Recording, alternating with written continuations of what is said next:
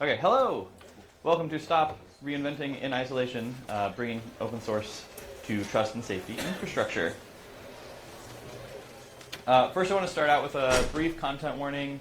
We're not going to be talking in detail about certain things, but we are going to be talking abstractly about some of the sorts of harms that we encounter in trust and safety, including things like child abuse, violent content, self-harm, unwanted content, and other harms. So I just wanted to give people a chance to understand that's what we're going to be kind of, again, abstractly talking about in case that is sensitive for you. So this is a spoiler for what we're going to talk about, but first, who are we?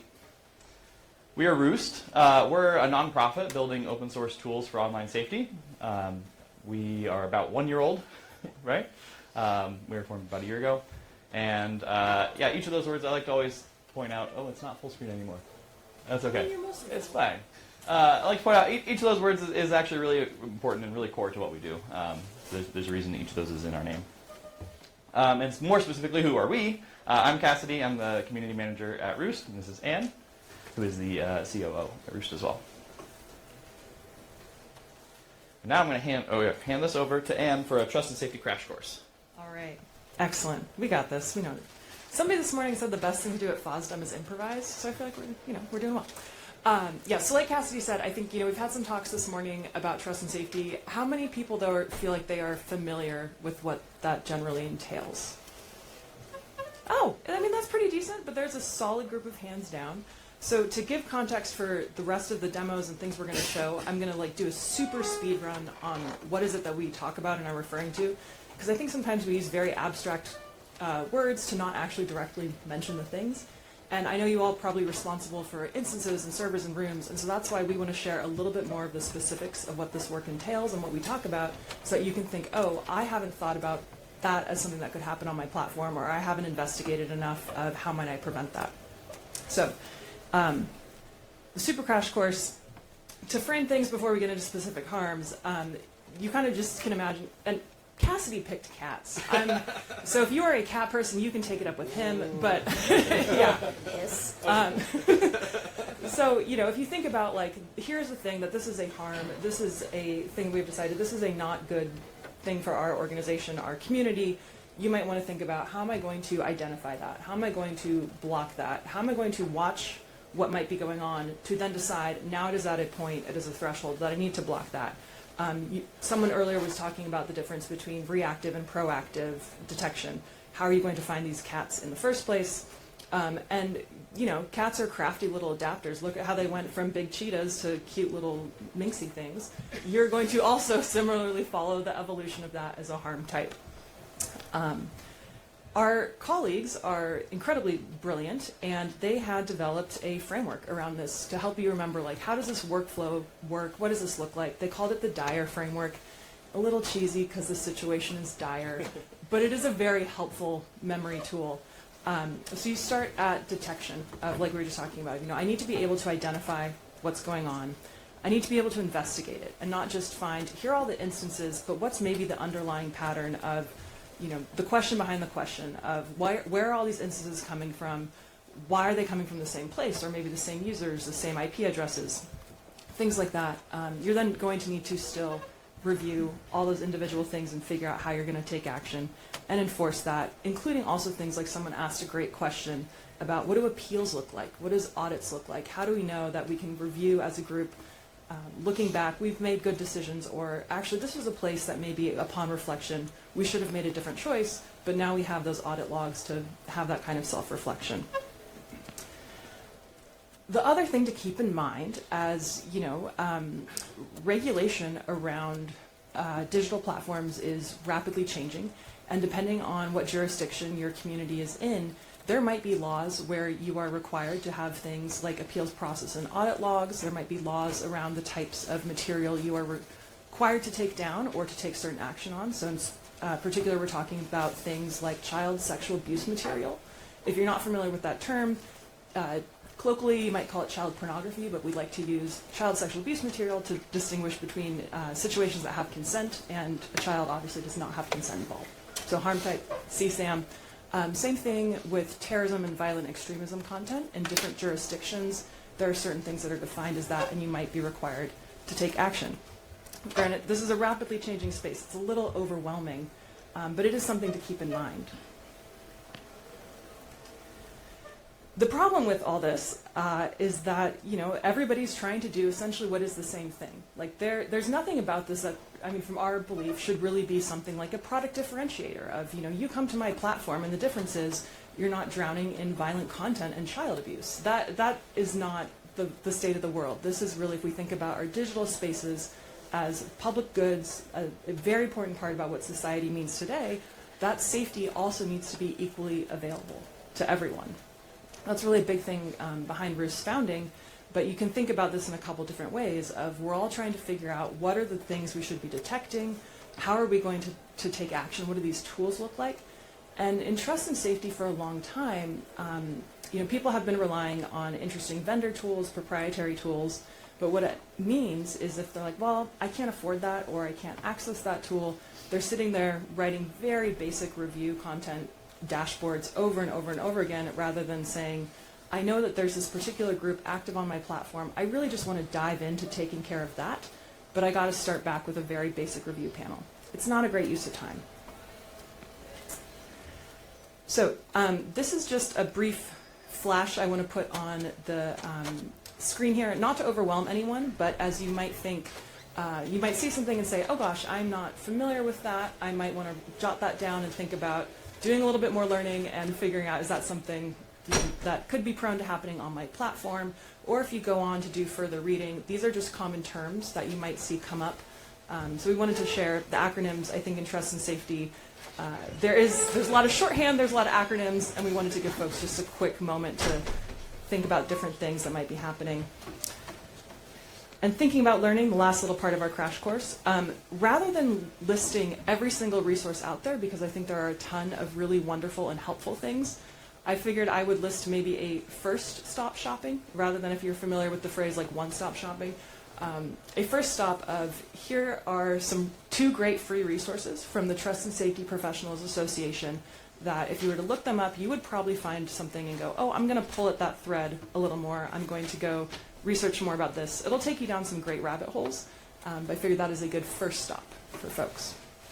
So with that, I'm going to hand it back to Cassidy for exactly what we're doing. So yeah, I'm going to talk a little bit about our nonprofit and open source approach and why we think that's the right way to do it for trust and safety. So yeah, the status quo, as we kind of talked a little bit about in the crash course there, is that trust and safety is kind of broken in the industry right now. Smaller platforms or newer protocols might not know that they need these tools. There's not a lot of like open resources that are easy to find and just intuitively know that you need these tools. And oftentimes, like Anne said, the industry tools can be unaffordable or inaccessible depending on what, how big your organization is or what type of platform you are. And even when you can get access to those proprietary tools, a lot of times there's lengthy application and approval processes that are just really hard to follow through with when you're trying to actively combat abuse on your platform. And again, we talked about reinventing basic functionality instead of focusing on specific harms. We're also seeing generative AI and LLMs accelerating the production and spread of harms, and that's a very real thing we're hearing from platforms, that like we're already outnumbered by spam bots. Our moderators are already outnumbered by spam bots, and now they're like, these people who are spamming are being given these tools that can just rapidly generate more and more content. And then in the trust and safety industry, openness has kind of been taboo historically.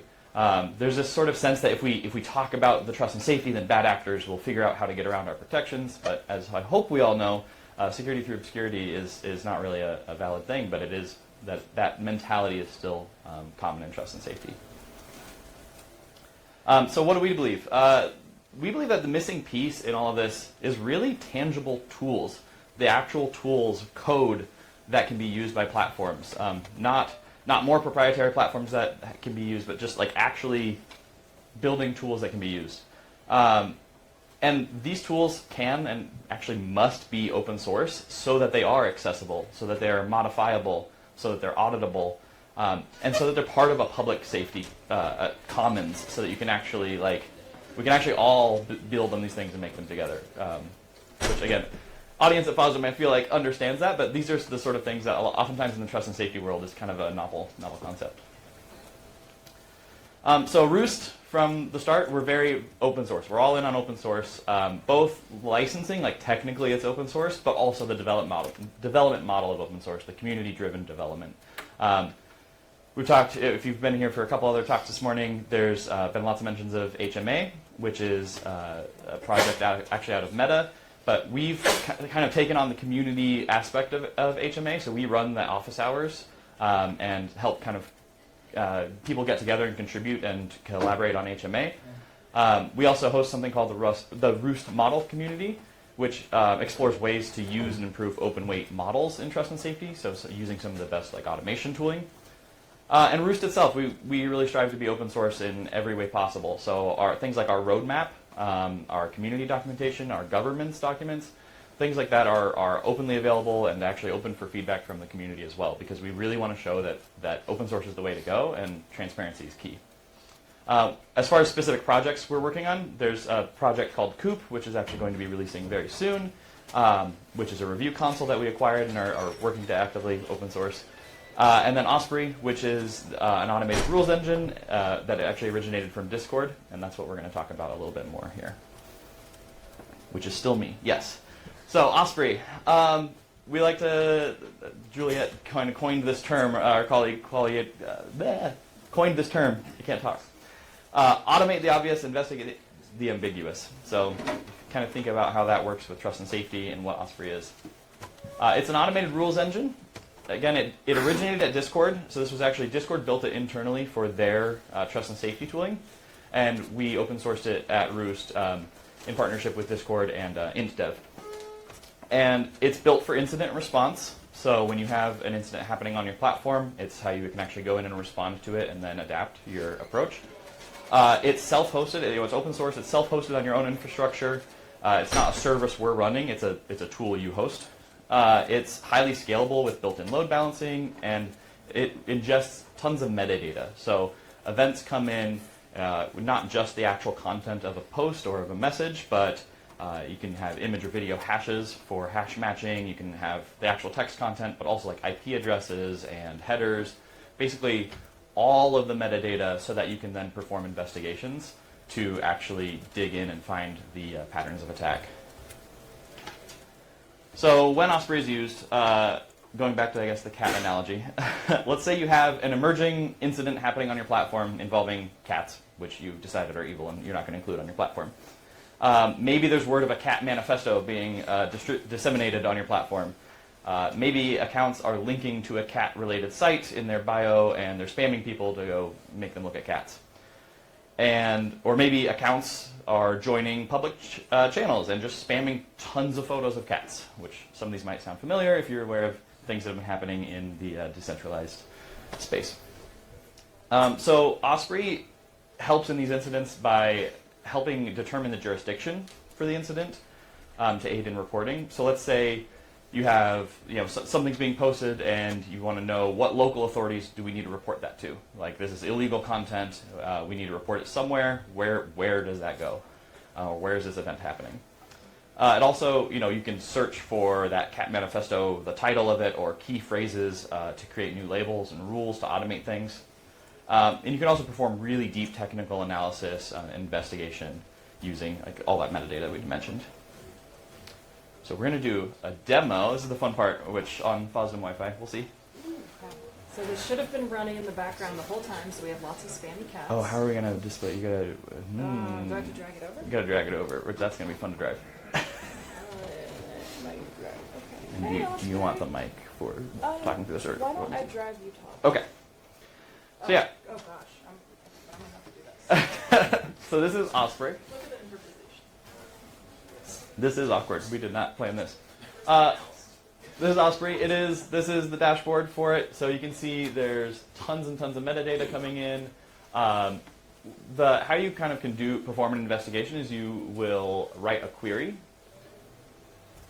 And so on the top left, there's query there. This is using a special query syntax. Some made-up language, SML. It's great. It's SQL-ish, yeah. So you have these different rules that are defined actually by by Osprey running on your platform. You can define the rules that you have implemented. We good? Yeah. Okay. So we're going to search for, we're saying there's an attack with like scammers or spammers or something. So we're going to search for a suspicious display name, which again, this is a rule that we've created on our platform that is implemented in the code. And we're going to see if the query runs on the Wi-Fi. It's good. Hey, something's happening. And yeah, so we're performing just a really simple, like, hey, does it match this specific rule that we've created ahead of time? And you can see, yes, there are posts coming in that match this rule, and here's the time chart of these different posts. You can break it down by different, by day, hour, minute, etc. You can then also like drill down.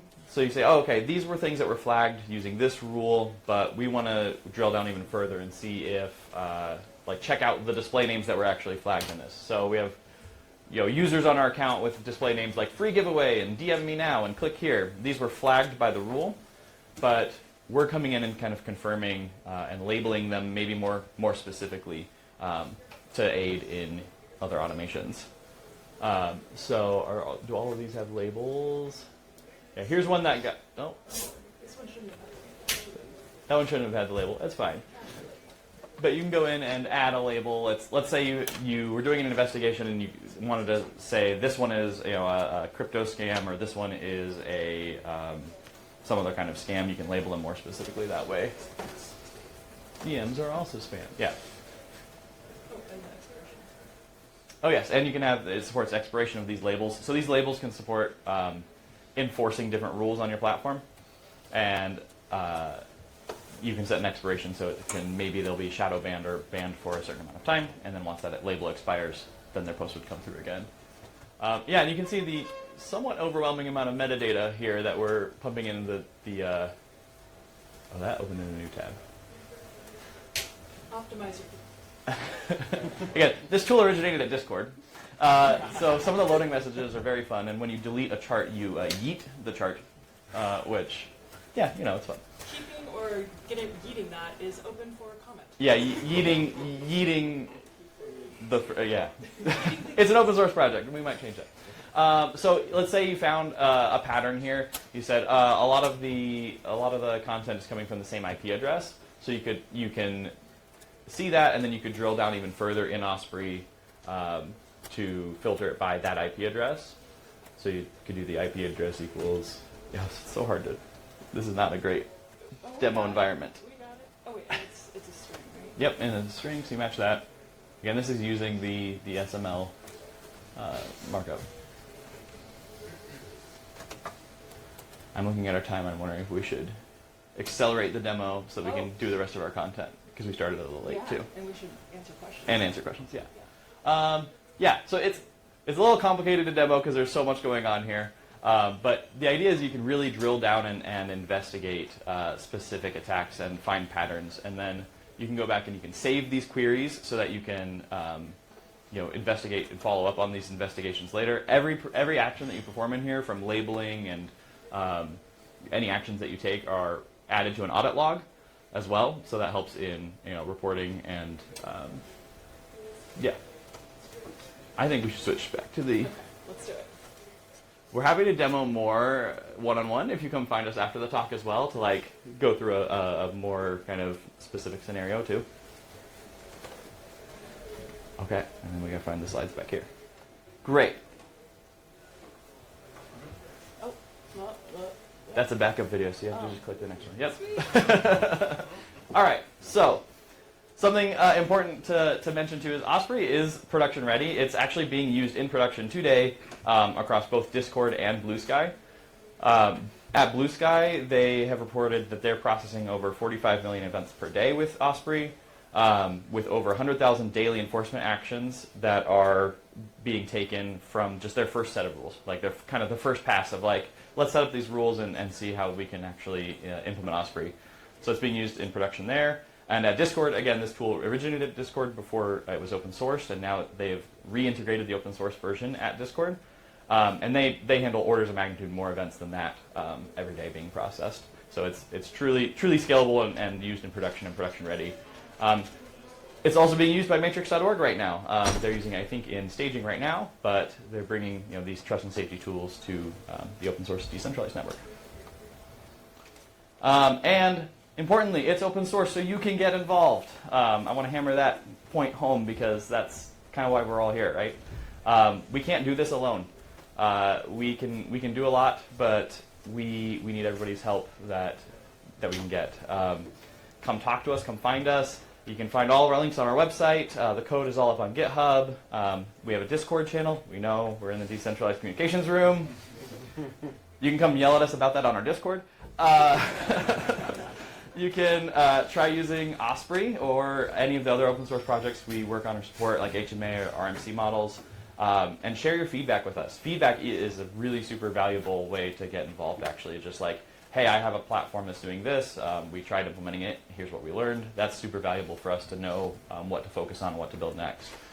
You can also join our office hours. We have things like every couple weeks we have office hours for different open source projects, and so you can come in and chat with us there and get help implementing things. And also you can help us by building integrations like Matrix.org Foundation has been doing with Matrix, which is super valuable. And that is all of our talk, but we'd love to take a couple questions if there's time.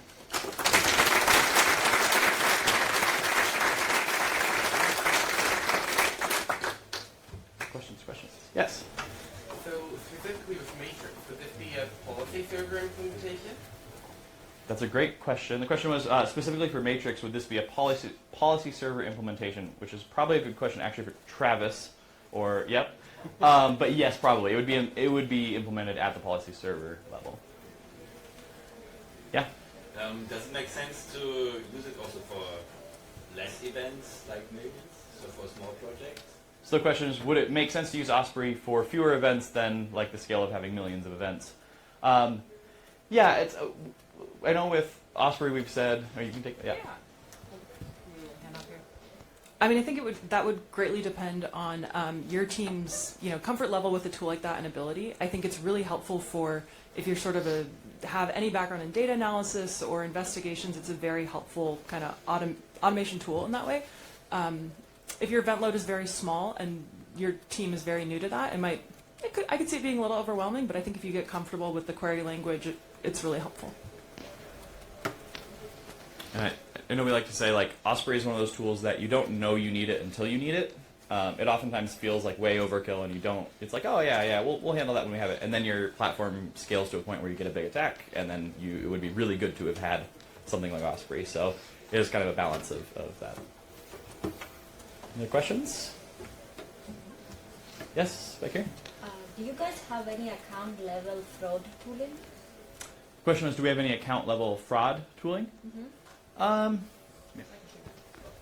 Yeah, so I know the examples we gave were things like CSAM and TVEC, but a lot of folks are thinking about Osprey also for fraud signals, because you might look at, and you can define this in Osprey, what time was the account created and how quick was it to a first post? Okay. Is this account linked to an IP address that has created 10 other accounts within a specific amount of time? These are all very user-defined, so I think there is definitely for fraud creation is, something. It's important to note that like all of the metadata that's coming into Osprey is like that's up to the platform to define. So your platform, if IP addresses don't make sense for your platform, like then you wouldn't be feeding IP addresses into it. So all of the metadata that's coming in is actually like up to the platform to implement and define. Yeah? Oh. Go ahead. What are your self-hosting requirements like, and how are your deployments right now? The question is, what are our self-hosting requirements, and what are your deployments like? What are the deployments like? That's a good question. Are you pulling up? If I can get it over here, if I can find it quickly. Is it in Haley's?